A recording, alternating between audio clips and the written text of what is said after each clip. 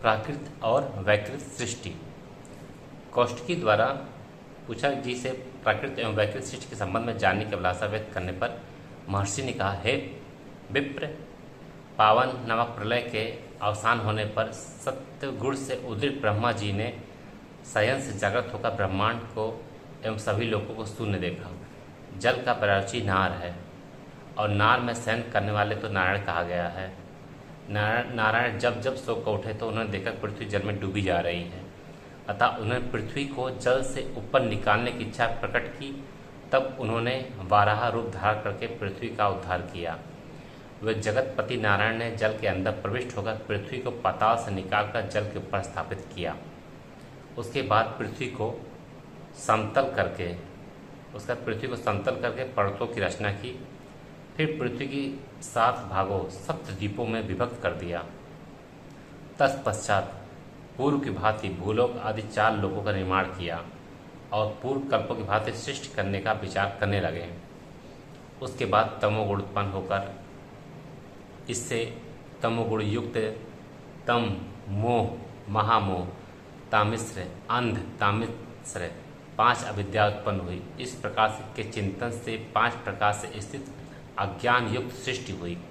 समृतात्मक और पर्वत स्वरूप अपने भीतर बाहर से अप्रसिद्ध थी। पर्वतों की प्रधानता के कारण वह सृष्टि मुख्य सर्ग नाम से प्रसिद्ध हुई।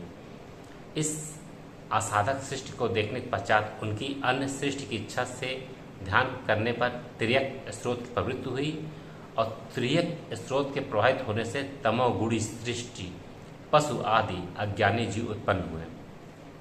वे सभी अंतःकरण से प्रकाशित व एक दूसरे को ढके हुए रहते हैं। इसे भी असाधक समझकर ब्रह्मा ने पुनः चिंतन किया, जिससे ऊर्ध्व पथगामी तृतीय स्रोत प्रभावित होने लगा, जो सात्विक था। ऊर्ध्व स्रोत से उत्पन्न हुए हुए सभी प्राणी सुख प्रीति विशिष्ट अंदर और बाहर से प्रकाशित एवं तुष्टात्मा से इस तीसरी सृष्टि को देवसर्ग कहा गया है। देवसर्ग नामक तीसरी सृष्टि के उत्पन्न होने पर ब्रह्मा जो अति प्रसन्न हुए। फिर ब्रह्मा जी ने उत्तम साधकों के सृष्टि हेतु चिंतन किया।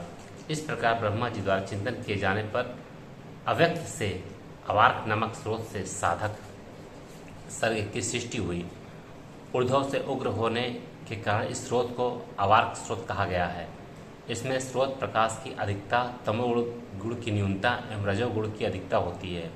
इसलिए ये दुख की अधिकता वाले बारंबार कार्य करने वाले बाहर एवं अंदर से प्रकाशित साधक मनुष्यों की उत्पत्ति हुई।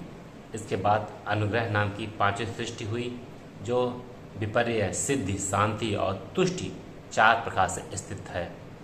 भूत और वर्तमान के जानने वाले भूतादि तथा अन्य समस्त भूतों की सृष्टि 6ठ सर्ग कही गई है। ये सभी भूतादि स्त्री युक्त, विशेषक्त, प्रेरणा कुशल व अश्लील स्वभाव वाले होते हैं।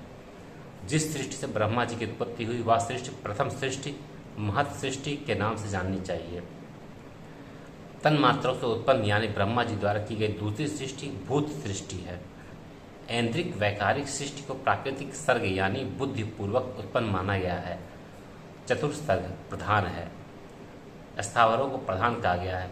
तिर्यक योनि रूप तिर्यक स्रोत पंचम को सर्ग कहा गया। सर्ग ऊर्ध्व स्रोत से उत्पन्न 6ठी सृष्टि को देव सर्ग एवं अवाक स्रोत से उत्पन्न 7वीं सृष्टि को मानव सृष्टि कहा गया है। 8वां अनुग्रह सर्ग सात्विक एवं तामसिक 2 प्रकार का होता है। ये 5 वैकृत सर्ग एवं पूर्व में कहे गए 3 सर्ग प्राकृतिक सर्ग हैं।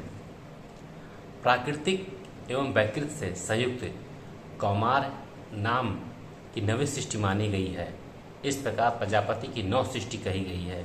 संसार के मूल कारण प्राकृत एवं वैकृत हैं, जिसकी रचना जगदीश्वर ने की है। जय श्री कृष्ण।